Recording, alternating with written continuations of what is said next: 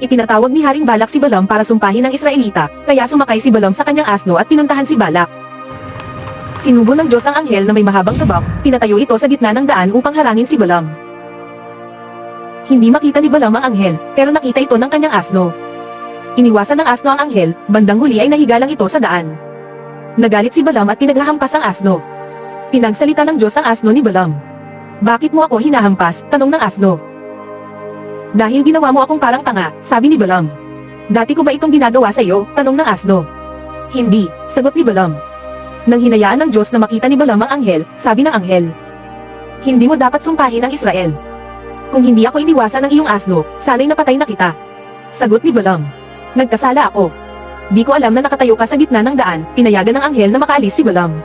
Sinubukan niyang sumpahin ang Israel, ngunit pinangyari ng Diyos na pagpalain ng Israel ng 3 beses. Ito ay mababasa sa Numbers 21 hanggang